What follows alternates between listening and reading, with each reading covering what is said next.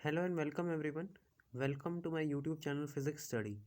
सो आज हम क्या करने वाले हैं स्टूडेंट्स, आज हम एक्सरसाइज 7.2 क्लास 9th की सॉल्यूशन करने वाले हैं।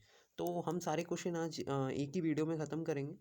और मैं इससे पहले मैंने एक इंट्रोडक्टरी वीडियो बनाई थी चैप्टर 7 के ऊपर, अगर आपने नहीं देखी है तो प्लीज़ जाके देखिए, क्योंकि उसमें मैंने सारे कॉन्सेप्ट एक बार में बताए थे जो भी इस चैप्टर में आने वाले हैं क्वेश्चंस के माध्यम से। ओके, तो अब हम क्वेश्चंस के सॉल्यूशन पे जाएंगे और मैं सारी एक्सरसाइज के सॉल्यूशन डालूंगा। सो हम अभी जो शुरुआत करने वाले हैं वो करने वाले हैं 7.2 की।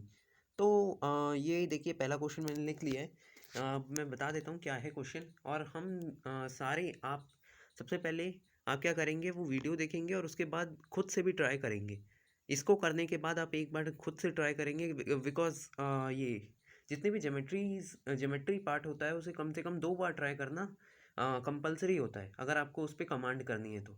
ओके, तो बिना टाइम वेस्ट किए हम सॉल्व करना शुरू करते हैं। तो देखिए पहला क्वेश्चन क्या दे रखा है, दे रखा है एक समबाहु त्रिभुज जिसमें ए बी इज इक्वल, मैंने फिर गलत लिख दिया, समद्विबाहु है।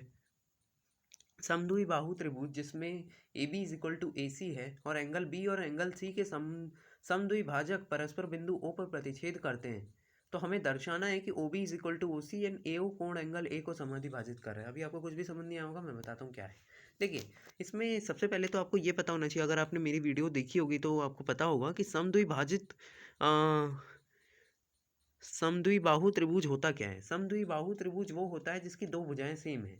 अब इसमें ये जो त्रिभुज दे रखा है वो ए बी सी है, तो मैं भी ए बी सी बना लेता हूँ, कोई प्रॉब्लम होगी नहीं। इसमें A B is equal to A C दे रखा है, मतलब ये ए बी ये रही, ये वाली भुजा और ये वाली भुजा बराबर है, बहुत सही। और हमें बोला है कि एंगल बी और एंगल सी के समद्विभाजक, एंगल देखिए समद्विभाजक मीन्स होता है जो किसी भी वस्तु को बीच से काटने वाला। जैसे अगर मैंने बोला कि किसी भी रेखा का समद्विभाजक है ये रेखा, तो इसका मतलब है ये वाली रेखा जो है ये इसे बीच से काट रही है, इसीलिए हम इसे समद्विभाजक कहेंगे। समद्विभाजक, समझ गए होंगे आप लोग, ठीक है, समद्विभाजक कहेंगे। अब इसमें कोण का समद्विभाजक है, तो मतलब एंगल बी और एंगल सी जो है, ये वाला एंगल जो है और ये वाला एंगल जो है, इन दोनों एंगल को बीच से काटने वाली कोई रेखा है, ठीक है। तो अगर ये कोण को बीच से काट रही है तो इसका मतलब है कि इसके बगल वाला और ये वाले हिस्से के दोनों कोण बराबर होंगे। आपको समझ आया, मतलब इसके ये वाले और ये वाले, ये दोनों कोण बराबर होंगे। आप ऐसे भी समझ सकते हैं, मान लीजिए ये रेखा 10 सेंटीमीटर की है और ये बीच में से काट रहे हैं, तो इस तरफ भी 5 आ जाएगा, इस तरफ भी 5 आ जाएगा। वैसे ही ये कोण कहीं कुछ भी वैल्यू होगी वो आधा आधा बढ़ जाएगी ना अगर बीच में से काट रहे हैं तो। चलिए ठीक है, शायद मेरे हिसाब से समझ आ गया होगा, आप रिवाइंड कर सकते हैं अगर आपको समझ नहीं आया तो। एंगल बी और एंगल सी के समद्विभाजक परस्पर बिंदु ओ पर प्रतिच्छेद करते हैं, तो इसके जो समद्विभाजक है वो प्रतिच्छेद, प्रतिच्छेद मीन्स होता है एक दूसरे का जहाँ पे मिलते हैं, एक दूसरे को काटते हैं, वो कहाँ काटते हैं, ओ पॉइंट पर काटते हैं, ठीक है। अब हमें इसमें प्रूव क्या करना है, सबसे बड़ी बात जो आपको पता होनी चाहिए, इसमें ये प्रूव करना है कि O B is equal to O C, मतलब ये वाला O B is equal to O C है, ठीक है। अब एक बात याद रखें, आप इसे मिला देंगे, कोई दिक्कत नहीं, ये ओ है, मैंने इसे यहाँ, ठीक है। अब हमें ये प्रूव करना है कि O B is equal to O C, मतलब ये वाला, आप समझ रहे होंगे, ये वाला और ये वाला प्रूव करना है। अब हम ये कैसे करें, सबसे बड़ी बात आपको ये बात ध्यान रखनी है कि इस पूरे चैप्टर में आपको दो त्रिभुजों को सर्वागसम प्रूव करना है, और जैसे ही आप सर्वागसम प्रूव करेंगे तो उसके सारे कोण और सारी चीज़ें बराबर हो जाएंगी। तो इनको इनको बराबर करने के लिए हम ये वाला त्रिभुज और ये वाले त्रिभुज को सर्वागसम कर देंगे प्रूव, ठीक है। उसके बाद फिर हम बोलेंगे O B is equal to O C जो है तब हो जाएगा अगर ये दोनों त्रिभुज सर्वागसम है, तो O B is equal to O C अपने आप हो जाएगा, ठीक है। तो हम शुरू करते हैं, चलिए। तो सबसे पहले हम बोलेंगे, सब दोनों त्रिभुजों को लिख लेते हैं। अच्छा मैंने आपको बताया नहीं, देखिए आपको जब भी क्वेश्चन पेपर आएगा या जब भी एग्ज़ाम में लिखेंगे तो आप सबसे पहले इसमें लिखेंगे दिया है और इंग्लिश वाले गिवन लिखेंगे, ठीक है। दिया है में कहाँ से कहाँ तक लिखना है, क्योंकि अभी हम बिल्कुल टाइम बचाना चाहते हैं, इसीलिए मैं आपको सिर्फ बता दे रहा हूँ कि कहाँ से कहाँ तक लिखना है। एक समद्विबाहु त्रिभुज जिसमें जो जो दिया है ना वो सब लिखना है आपको, यहाँ से लेके यहाँ तक लिखना है। और फिर दिया है के बाद सिद्ध कीजिए, अगर कुछ सिद्ध करना है, सिद्ध की कीजिए, ठीक है। तो इसमें सिद्ध कीजिए में आपको ये दोनों लिखना है, O B is equal to O C. और ये दूसरा वाला मैं बता देता हूँ, दूसरा वाला क्या है, ए ओ कोण एंगल ए को समाद्विभाजित कर रहा है। अब मैं फिर बताया था, ए ओ कौन सा है, ये वाला है। अगर एंगल ए को समाद्विभाजित कर रहा है, इसका मतलब बीच से काट रहा है, और बीच से काटने का मतलब होता है ये वाला आधा हिस्सा और ये वाला आधा हिस्सा दोनों बराबर है, क्योंकि ये बीच से कटे हैं। तो आपको ये वाले कोण और ये वाले कोण को बराबर प्रूफ करना है। तो दोनों ही केस में आप क्या करेंगे कि इस वाले त्रिभुज और इस वाले त्रिभुज को बराबर प्रूफ कर देंगे। फिर आप ये लिख देंगे O B is equal to O C हो जाएगा, अगर ये दोनों एक जैसे, और ये वाला कोण भी वैसे हो जाएगा। अब करते हैं तब समझ में आएगा। सिद्ध कीजिए में क्या लिखेंगे, ये दोनों लिख देंगे। उसके बाद जो प्रमाण है वो मैं लिखवाना शुरू कर रहा हूँ। देखिए बहुत ध्यान से सुनेंगे। हम बोलेंगे कि ट्राइंगल ए ओ बी, ये वाला जो ट्राइंगल है, ठीक है, and triangle A O C, मतलब ये वाला, आपको समझ आ गया ना, ए ओ बी और ए ओ सी हमने ले लिया, ठीक है। तो हम क्या बोलेंगे, ए ओ बी और ए ओ सी में अब हम लिखना शुरू करेंगे क्या क्या बराबर दे रखा है। देखिए क्या क्या बराबर दे रखा है वो लिखना शुरू करते हैं। तो इसमें बराबर क्या दिया है, ट्राइंगल ए ओ बी और ए ओ सी में देखिए आप बोलेंगे कि A B is equal to A C, जो पहले से ऊपर दे रखा था। हाँ, तो यहाँ पे आप लिख देंगे दिया है, पहले से दिया है, कोई दिक्कत नहीं है। हाँ जी। अब आप बोलेंगे हाँ भैया ये तो समझ आ गया, दिया है। अब देखिए मैंने आपको इंट्रोडक्टरी वीडियो में भी बताया था, और अगर आपने नहीं भी सुना तो कोई बहुत बड़ी बात नहीं है। हाँ, ये मत सोचिएगा कि अब मुझे समझ नहीं आएगा अगर मैंने वीडियो नहीं देखी, तो कोई दिक्कत नहीं है। आप क्या बोलेंगे, मैंने आपको उस टाइम बताया था कि अगर दो भुजाएं बराबर हैं तो उसका तीसरे के साथ सम्मुख कोण जो होता है उन दोनों का, वो बराबर होता है।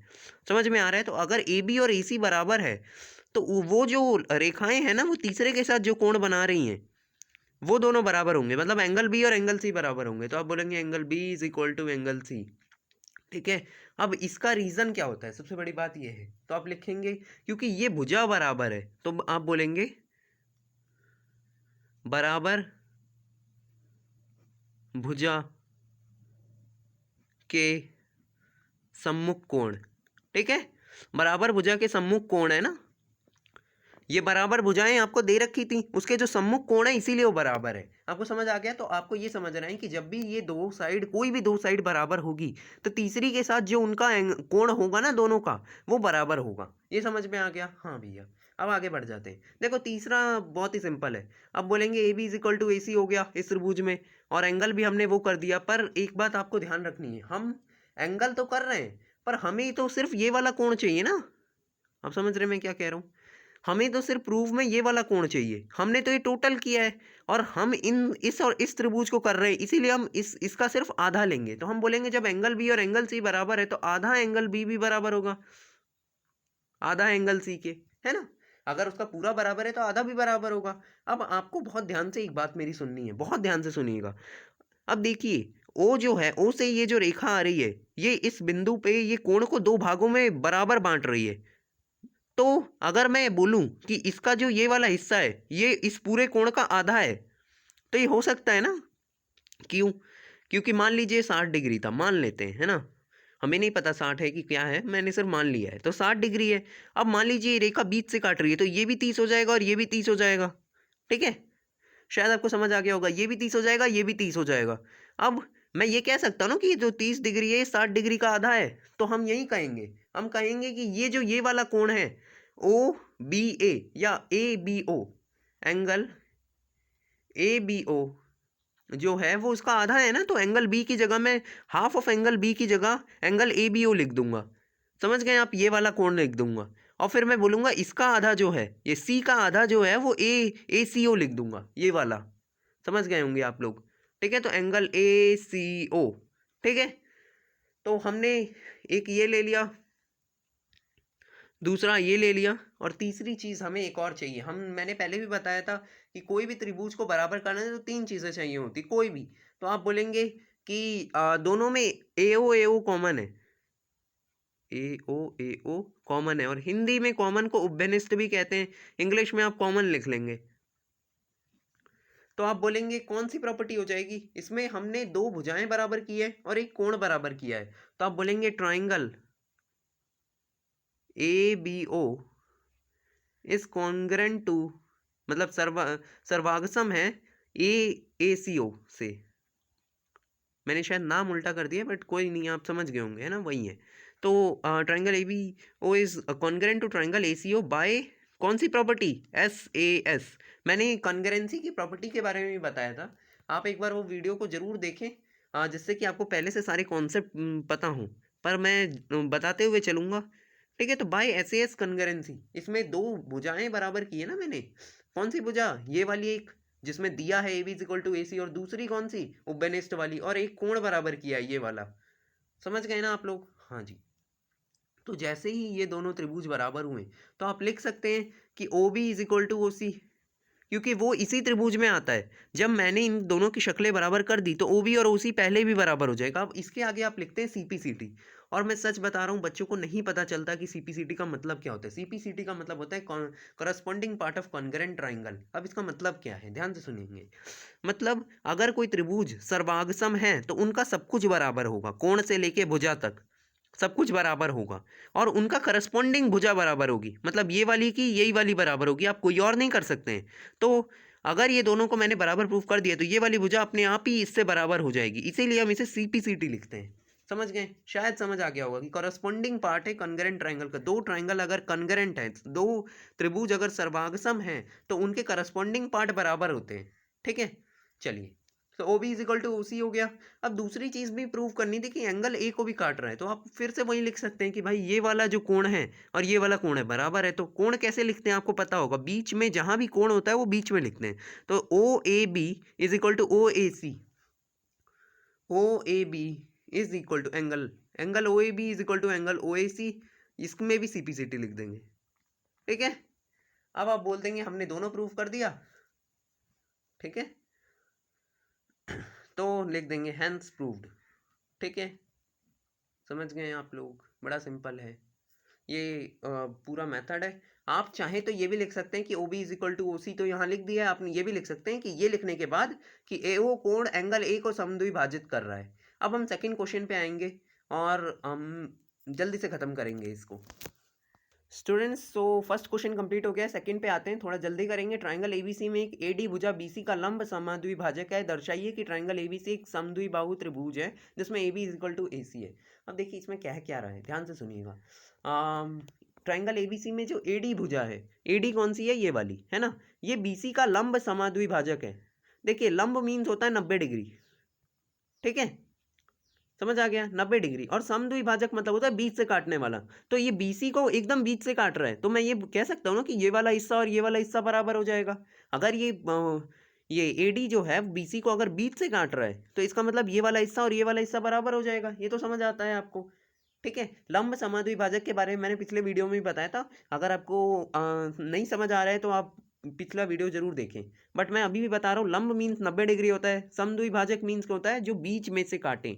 तो ये जो AD है वो BC को बीच से काट रहा है। तो मान लीजिए ये 10 है तो इधर और इधर बराबर हो जाएगा, 5-5। तो वैसे ही BD is equal to DC हो जाएगा। ये समझ में आ गया? हाँ। अब हम आते हैं मुद्दे पे कि करना क्या है। हमें ट्राइंगल ABC को एक समद्विबाहु त्रिभुज प्रूव करना है।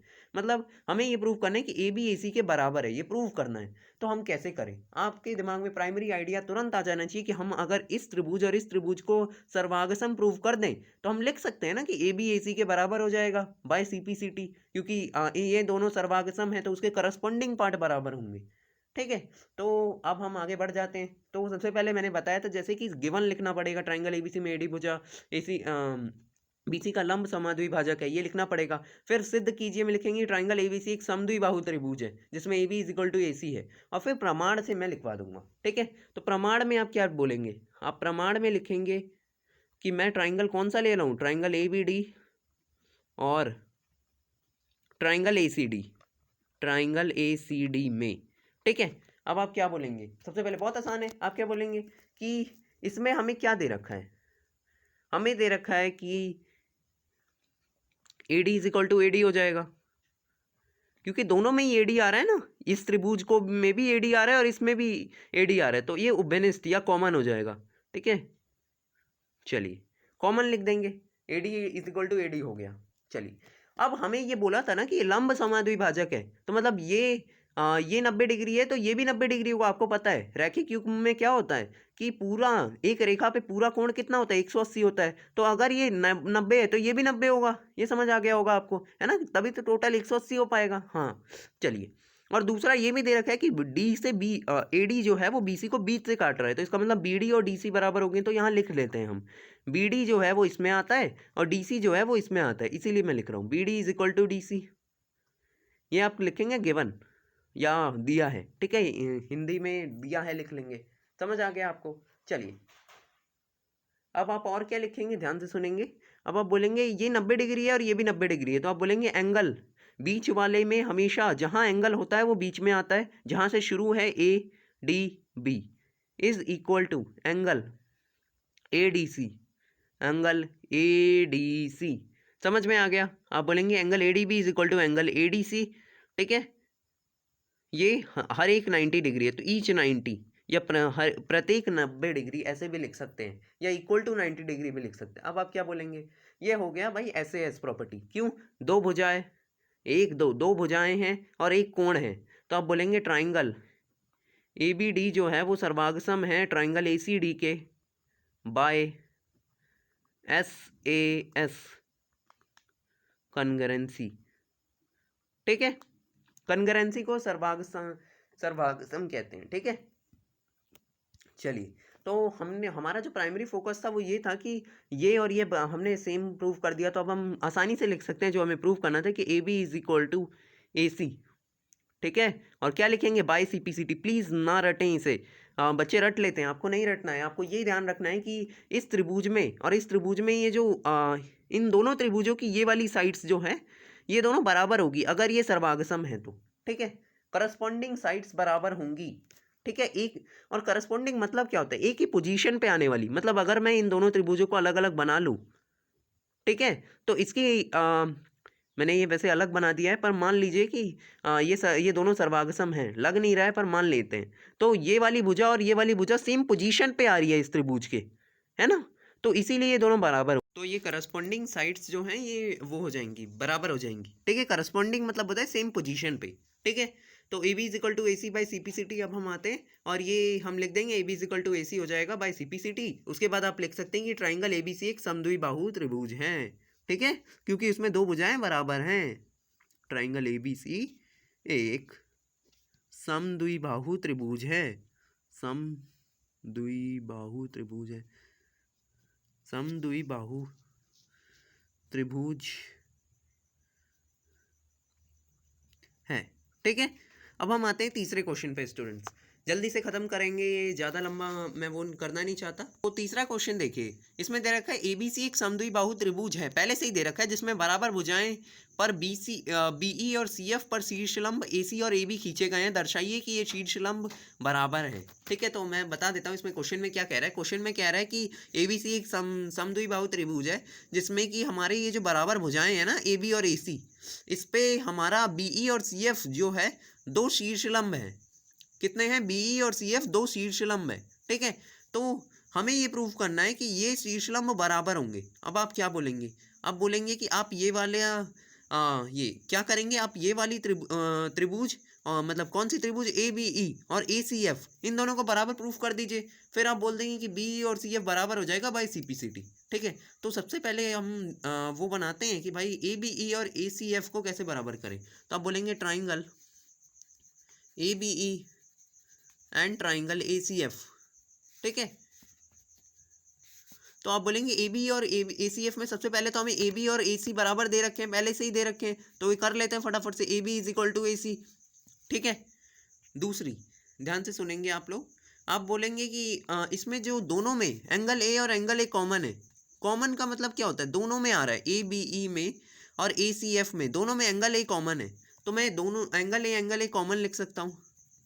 थोड़ा जल्दी करेंगे, कॉमन यहाँ पे क्या लिखेंगे, गिवन, ठीक है। तो आप AB is equal to AC हमें पहले से गिवन था, बराबर है, एंगल A कॉमन हो जाएगा। तीसरी भैया बता दो कि तो काम हो जाएगा।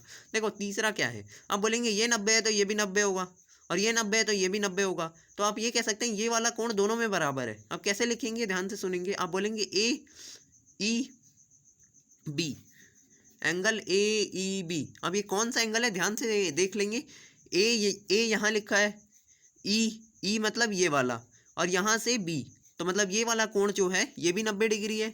और जो ACF में है, तो ACF में AFC ये वाला जो है ये भी 90 डिग्री दे रखा है। तो एंगल AFC, तो हर एक 90 डिग्री हो जाएगा, ईच 90। समझ में आया कि नहीं आया? समझ में आ गया? चलिए, तो हमने कर दिया। अब आप देखेंगे, आप बोलेंगे कि ट्राइंगल ABE, हमें 3 चीज़ें मिल गई। तो ट्राइंगल ABE जो है वो ट्राइंगल ACF के सर्वागसम है, कॉन्ग्रेंट है। तो आप बोलेंगे कि अगर ये दोनों कॉन्ग्रेंट है तो फिर आप बोलेंगे कि ये कौन सी प्रॉपर्टीज़ है। तो प्रॉपर्टी देख लेंगे फटाफट से। 2 एंगल है और एक साइड है, तो आप इसे ASA कह सकते हैं, ASA कॉन्ग्रेंसी, ASA कॉन्ग्रेंसी। ठीक है, समझ में आया कि नहीं आया? आ गया होगा मेरे हिसाब से। ठीक है, देखिए मैं आपको बता देता हूँ फिर भी। हमारे पास नॉर्मली 3-4 ही कॉन्ग्रेंसी होती है, एक SAS, SSS, ASA और RHS। यही मैंने चारों कवर करवाई और इससे बाहर नहीं है क्वेश्चन। तो ये चारों प्रॉपर्टीज़ मैंने बता दिए। तो ये तो आपको दिख भी रहा होगा, एक कोण है तो SAS हो जाएगा, अगर एक भी कोण नहीं है, तीनों भुजाएं हैं तो SSS हो जाएगा, 2 कोण है तो ASA हो जाएगा। RHS का अलग केस होता है, मैंने बता रखा है, फिर भी आप देख सकते हैं वीडियो। चलिए, तो क्वेश्चन नंबर 4 पे आते हैं। आप देख लीजिए RHS में क्या है। RHS में हम क्या करते हैं, 2 समकोण त्रिभुज होते हैं और उसमें दोनों 90 डिग्री होता है। हम 2 त्रिभुजों में 90 डिग्री प्रूफ करते हैं। इसका जो कर्ण होते हैं, हाइपोटेन्यूस होता है, वो बराबर करते हैं और उसके साथ इन दोनों भुजाओं में से कोई भी एक बराबर कर देते हैं। ठीक है, हमने क्या किया, बाय ASA कॉन्ग्रुएंसी क्या कर दिया, इन दोनों त्रिभुजों को बराबर प्रूफ कर दिया। कौन से त्रिभुज लिए थे मैं पहले ही बता दूं, ABE और ACF। अब इसमें हमें करना क्या था, क्वेश्चन में बोला था कि हमें BE और CF को बराबर प्रूफ करना था। तो हमने जब इन दोनों त्रिभुजों को बराबर कर दिया तो BE और CF बराबर प्रूफ हो जाएंगे। इसके बाद BE is equal to CF by CPCT। क्यों? क्योंकि ये दोनों त्रिभुज जो हैं, इन दोनों त्रिभुजों में BE और CF आ रहा है। मैं एक बार क्लियर कर दूं आपको, इस वाले त्रिभुज में BE ये रहा और इस वाले त्रिभुज में CF ये रहा। समझ गए होंगे आप? तो B is equal to CF proof करना था, ये हो गया। अब हम आते हैं क्वेश्चन नंबर 4 पे, थोड़ा जल्दी करेंगे। फिर आया ABC एक त्रिभुज है जिसमें AC और AB पर खींचे गए शीर्षलंब बराबर है। शीर्षलंब होते क्या है, अगर कोई दूसरी भुजा पे कोई रेखा 90 डिग्री बना रही है तो उसे हम इस रेखा को शीर्षलंब कहते हैं। समझ गए? मतलब CF जो है वो ABC का एक शीर्षलंब है और BE जो है वो भी एक शीर्षलंब है, वो 90 डिग्री बना रहा है, तो इसीलिए। समझ गए? चलिए, तो हम क्या बोलेंगे, हम बोलेंगे कि इसमें प्रूफ करना है कि ट्राइंगल ABC और ACF कॉन्ग्रेंट है। ABC कौन सा है, ये वाला ABE होगा। I have done something else. ठीक है, ABE और ACF कॉन्ग्रेंट है। तो कैसे करेंगे, आप बोलेंगे हाँ ठीक है।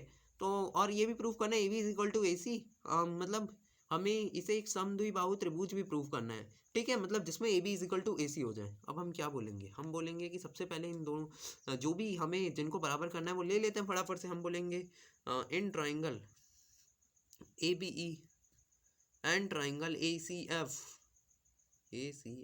ठीक है, हम बोलेंगे AB और E और ACF में हमें BE और CF बराबर दे रखे हैं, शीर्षलंब बराबर दे रखे हैं, तो BE is equal to CF हो जाएगा। हाँ भैया जी, हो गया पहला।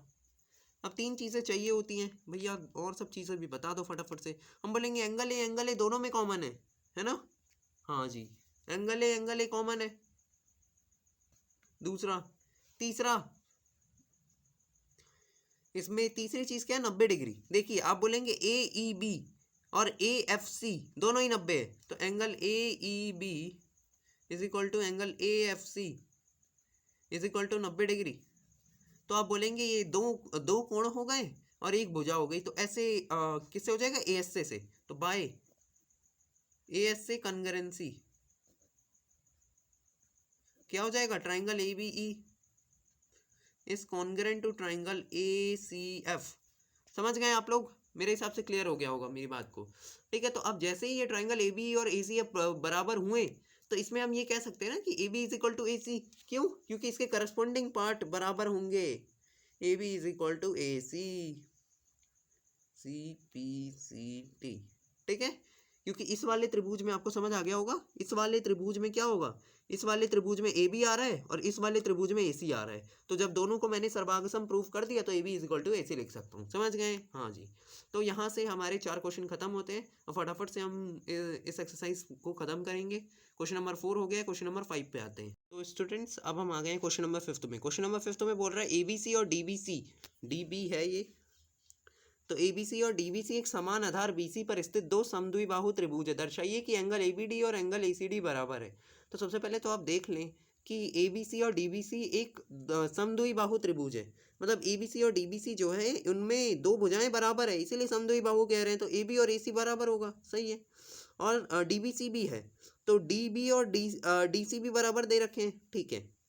अब हमें प्रूफ क्या करना है, हमें एंगल ABD को और ACD को प्रूफ करना है। देखिए कोण जहाँ से शुरू हो रहा है वहाँ से शुरू करेंगे ABD, मतलब B पे कोण रहेगा और वो A से शुरू होकर पूरा D तक जाएगा, मतलब ये वाला कोण हमें इसके बराबर करना है। तो हम कर लेते हैं। Okay, let's start. देखिए अब आप सबसे पहले क्या लिखेंगे, मैं एक बार रीड्रॉ कर देता हूँ डायग्राम।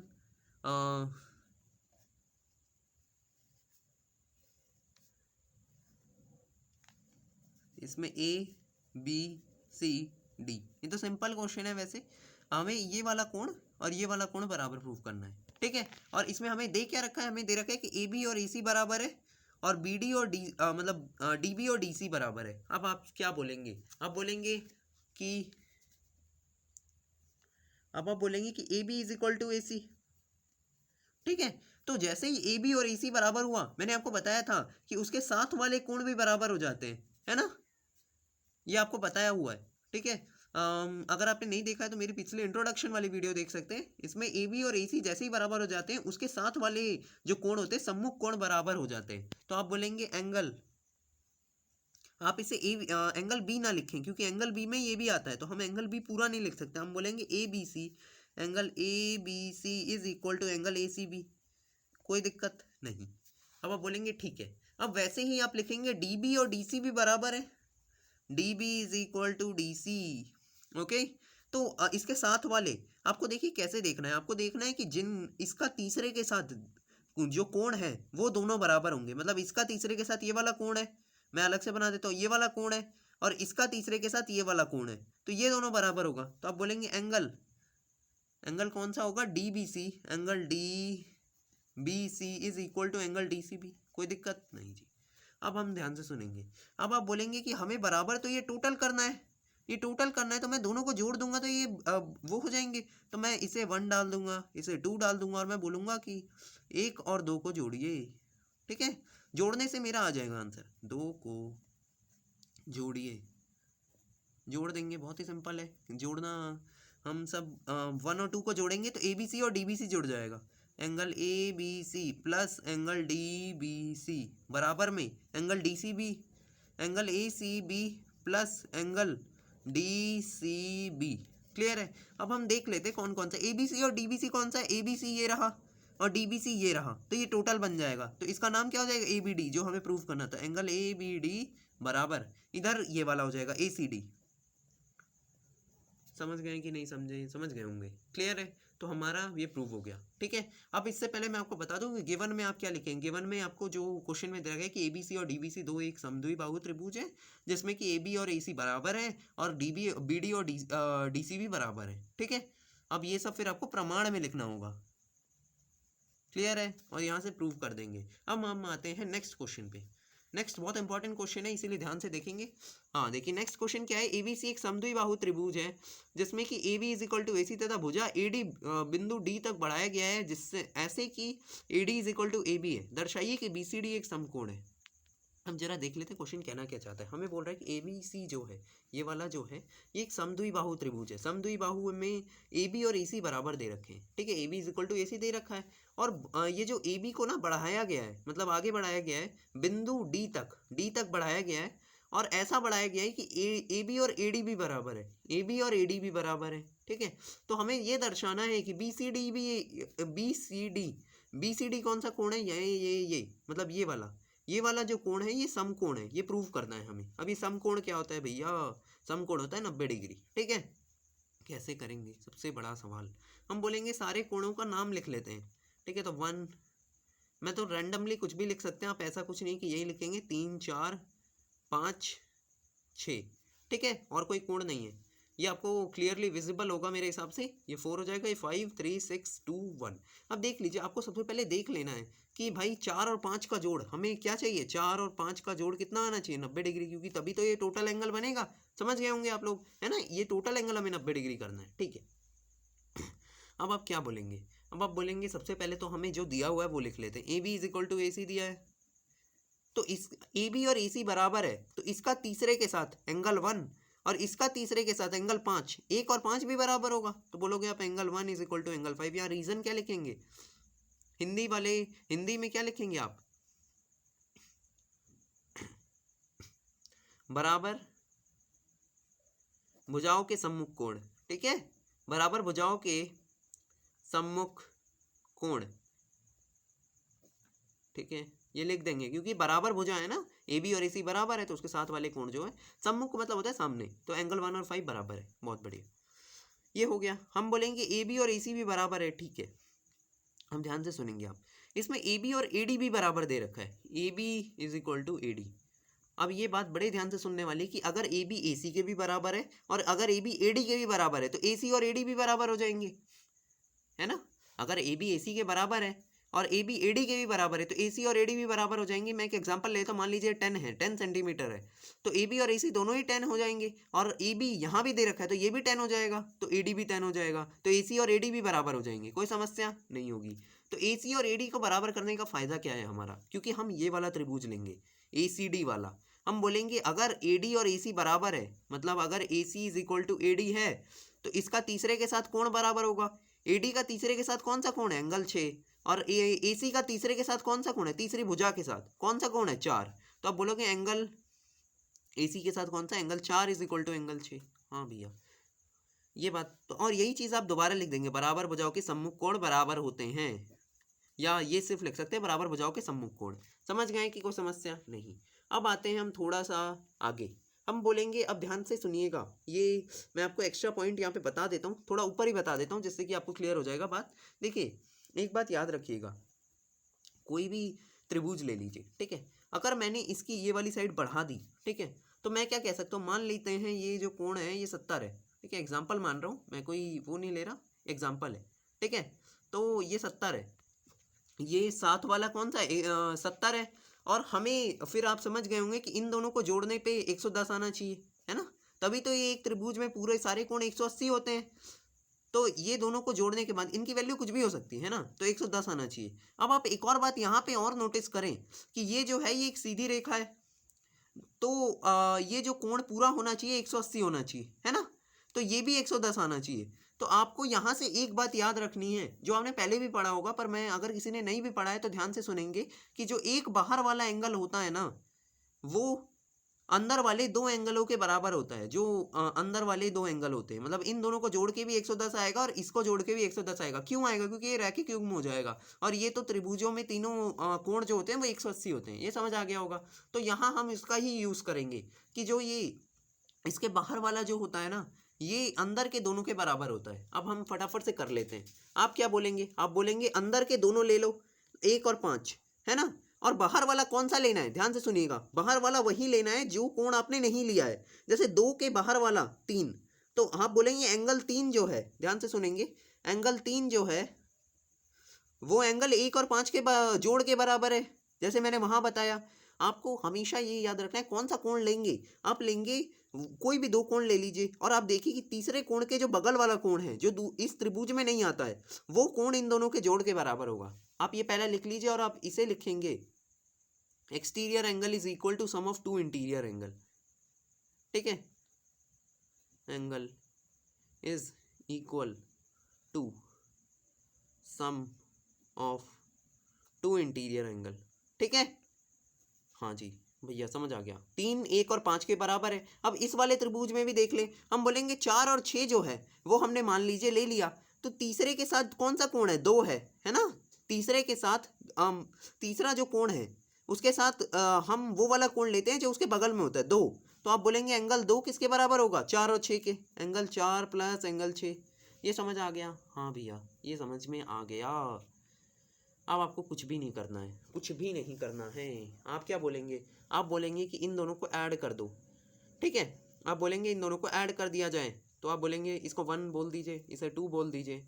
आप बोलेंगे एडिंग 1 एंड 2, एडिंग 1 एंड 2, ठीक है। अब देखिए आपके दिमाग में आ रहा होगा कि ऐड किया क्यों जा रहा है ना।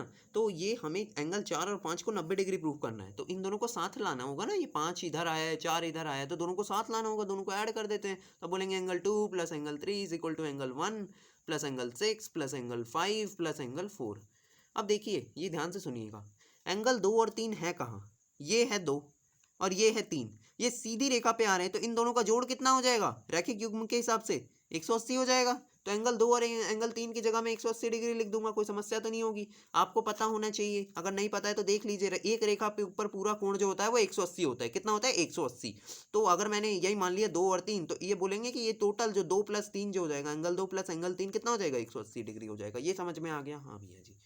अब आप बोलेंगे हाँ ठीक है, ये बात तो समझ में आ गई, पर देखिए हमें तो आंसर में 4 और 5 चाहिए, है ना, ये दोनों साथ चाहिए, तो इनके साथ इनको तो हटाना पड़ेगा किसी भी कीमत पे। 4 और 5 साथ चाहिए ना, 1 और 6 नहीं चाहिए, तो 1 और 6 को हटाना पड़ेगा। हमने क्या किया था, ऊपर देखिए, ऊपर यहाँ पे लिखा है एंगल 1 और एंगल 5 को बराबर किया था मैंने, है ना, तो वो इसी काम के लिए किया था। आप क्या करेंगे, आप बोलेंगे कि मैं एंगल 1 और 5 जब बराबर हैं तो मैं एंगल 1 की जगह एंगल 5 लिख देता हूँ। अब आपके दिमाग में आ रहा होगा कि भैया एंगल 1 की जगह एंगल 5 क्यों लिखेंगे, एंगल 5 की जगह एंगल 1 लिख दो। तो मैं ऐसा हम इसलिए नहीं कर रहे क्योंकि हमें प्रूव क्या करना है, एंगल 4 प्लस एंगल 5, तो किसी भी तरीके से हम एंगल 5 को नहीं हटाना चाहते। तो हम बोलेंगे एंगल 1 जो है वो एंगल 5 के बराबर है। क्या बोला मैंने, एंगल 1 एंगल 5 के बराबर है, तो मैं एंगल 1 की जगह एंगल 5 लिख देता हूँ, कोई दिक्कत नहीं। तो एंगल 5, और इधर मैंने 4 और 6 भी बराबर किए थे, आपको बताया था यहाँ पे angle 4 is equal to angle 6, है ना, जब दोनों त्रिभुज वो वाले बराबर हो गए थे। तो 4 और 6 की जगह पे मैं क्या लिखूंगा, आप थोड़ा सोच के बताएं। आप बोलेंगे मुझे तो प्रूफ में जो प्रूफ करना है उसमें एंगल 4 चाहिए ना, तो मैं एंगल 6 की जगह एंगल 4 लिख देता हूँ, कोई दिक्कत नहीं। तो मैं इसकी जगह angle 4 plus angle 5 plus angle 4, ये समझ में आ गया? हाँ जी ठीक है। तो आपको ये बात समझनी है कि अगर दो एंगल बराबर है तो मैं उसकी जगह दूसरा नाम लिख सकता हूँ, ठीक है। अब आप बोलेंगे कि एंगल 5 जो है दो बार आ गया है, तो 2 बार एंगल 5 प्लस 2 बार angle 4 is equal to 180 degree. अब ये प्रूव हो जाएगा, बहुत आसानी से प्रूव हो जाएगा, ये तो बहुत ही आसान हो जाएगा। आप बोलेंगे मैं यहाँ से 2 कॉमन निकाल लेता हूँ, दोनों में से 2 निकाल लेता हूँ, तो इसमें से 2 निकालूंगा तो सिर्फ एंगल 5 बचेगा, और इसमें से 2 निकालूंगा तो सिर्फ एंगल 4 बचेगा, और इधर 180 आ जाएगा। अब नेक्स्ट पेज पे हम चल रहे हैं, एक बार ध्यान से देख लीजिएगा, हम दोनों को ऐड करेंगे। एंगल 2 प्लस एंगल 3 जो है ये रैखिक युग्म बना रहा है, ठीक है, ये रैखिक युग्म बना रहा है, और ये रैखिक युग्म बनाएगा इसलिए 180 डिग्री हो जाएगा। फिर हम बोलेंगे कि एंगल 1 और 5 जो है वो बराबर है, तो मैं एंगल 1 की जगह एंगल 5 लिख दूंगा, और एंगल 6 और एंगल 4 बराबर है, तो मैं क्या लिख दूंगा, एंगल 6 की जगह एंगल 4 लिख दूंगा। समझ गए? तो आप क्या करेंगे, अब ध्यान से सुनेंगे आप। हम मैंने इधर 2 of angle 5 plus angle 4 is equal to 180, अब ये 2 उधर चला जाएगा, ये गुणा में है ना उधर, तो उधर भाग हो जाएगा। तो क्या आ जाएगा, ध्यान से सुनिए, आप बोलेंगे 180 डिग्री बटा 2 is equal to angle 4 plus angle 5, और 180 को 2 से भाग करेंगे 90 डिग्री, जो कि हमारा हमें प्रूव करना था। तो एंगल 4 प्लस एंगल 5 क्या आ जाएगा, 90 डिग्री आ जाएगा। समझ में आया? तो आप बोलेंगे कि देयरफॉर एंगल कौन सा, बी सी डी करना था, तो बी सी डी है क्या, हाँ, तो एंगल बी सी डी जो है वो 90 डिग्री हो जाएगा। समझ में आया? मैं दोबारा ये क्वेश्चन थोड़ा सा क्रिटिकल है, इसीलिए मैं दोबारा रिपीट कर रहा हूँ, और थोड़ा जल्दी करेंगे हम। देखिए हम क्या बोलेंगे, यहाँ पे थोड़ा सा पहुँच पहुँच हो गया है, पर कोई बात नहीं। देखिए आप क्या बोलेंगे, ये वाली ए बी और ए सी बराबर है, ए बी और ए सी बराबर है, तो आप बोलेंगे एंगल 1 और एंगल 5 बराबर हो जाएंगे, जैसे मैंने लिख दिया है। ए बी और ए डी भी बराबर है, तो ए सी और ए डी बराबर हो जाएंगे, है ना। ए बी अगर ए सी के बराबर है और ए बी ए डी के भी बराबर है, तो ए सी और ए डी भी बराबर हो जाएंगे, तो एंगल 4 और एंगल 6 बराबर हो जाएगा, ठीक है।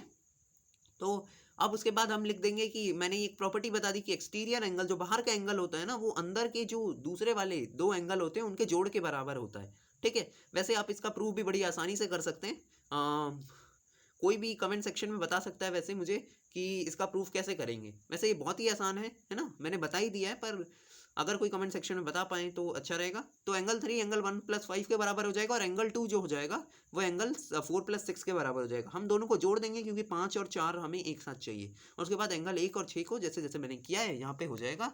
आप इधर इन दोनों को जोड़ देंगे, तो मैं क्या लिख दूंगा, एंगल 1 और 5 दोनों बराबर हैं तो मैं दोनों की जगह 5 लिख दूंगा, क्योंकि हमें 4 और 5 में आंसर चाहिए, और 6 की जगह 4 लिख दूंगा। तो हमें 4 और 5 में आंसर चाहिए, दोनों दो दो बार हो जाएंगे, तो मैं 2 को निकाल दूंगा, इसमें से कॉमन निकाल लूंगा।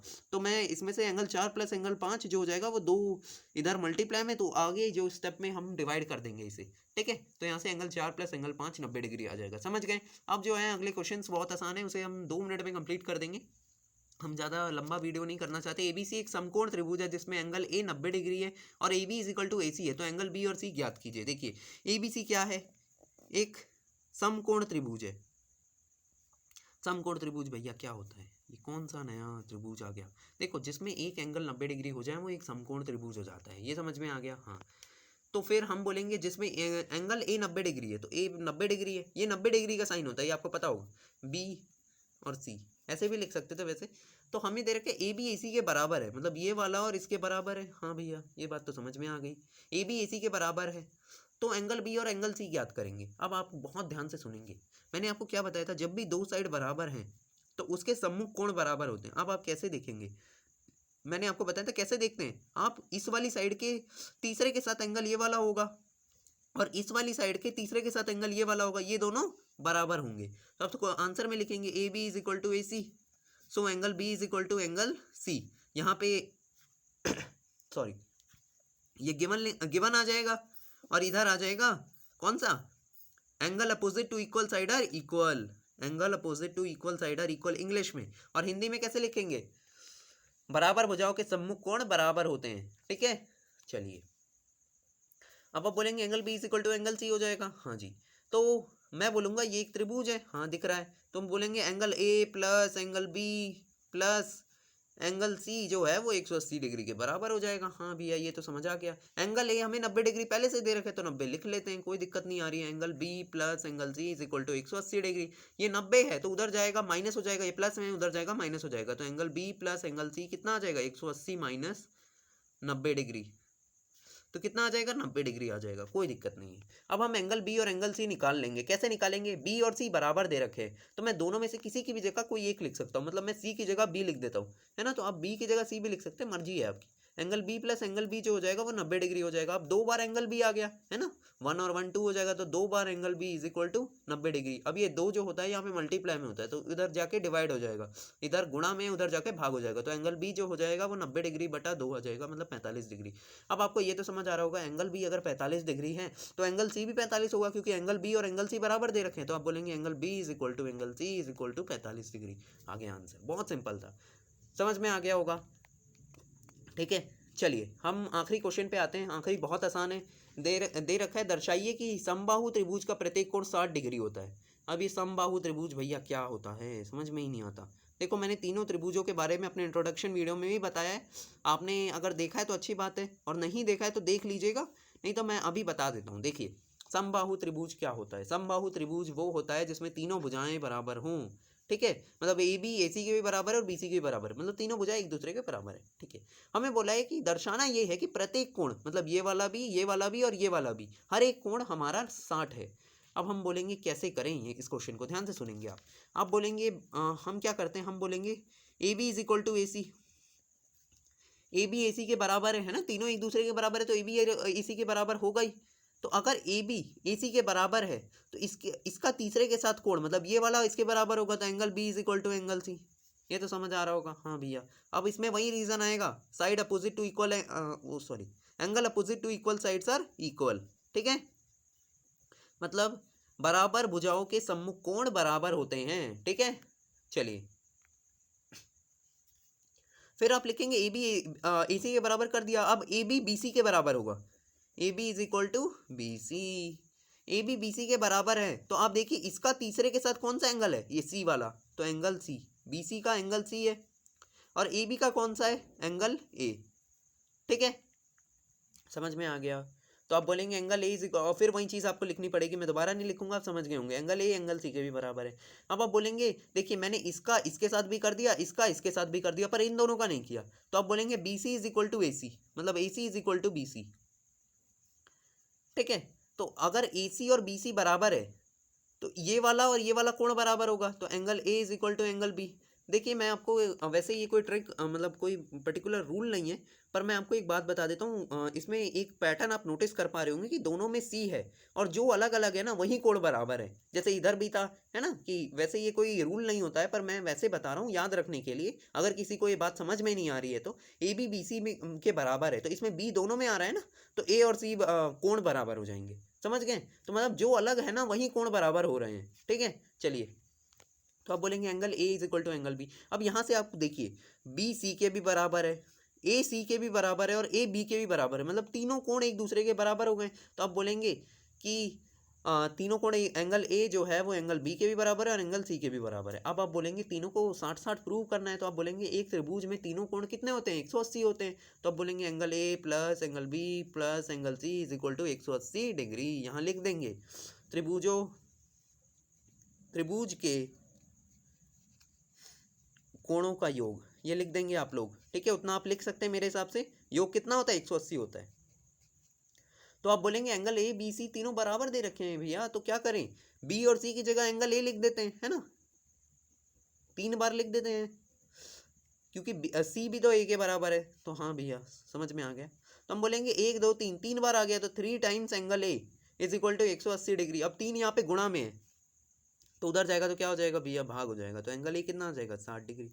अब भैया एंगल ए बी सी तीनों बराबर है, तो बी भी 60 आ जाएगा और सी भी 60 आ जाएगा।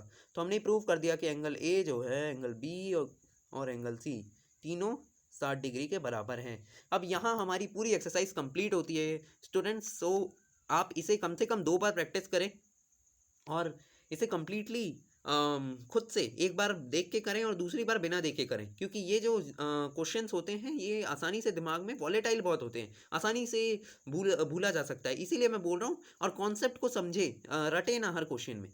बस मेरा यही कहना है और इसके साथ मैं वीडियो एंड करूँगा। अगर आपको किसी भी प्रकार की कोई समस्या आ रही है तो प्लीज़ कमेंट सेक्शन में डालिए, मैं ज़रूर जल्द से जल्द रिप्लाई करने का प्रयास करूँगा। Okay, thanks for watching my videos and thank you. So channel को सब्सक्राइब कर लें और बेल आइकन भी प्रेस कर लें, जिससे कि कोई नई वीडियोस आए तो आपको तुरंत नोटिफिकेशन आ जाए। ओके, और तब तक के लिए धन्यवाद। और आप लोग हंसते रहिए, मुस्कुराते रहिए, हमारा तो यही कहना है, और अच्छे से पढ़ाई करते रहिए। धन्यवाद।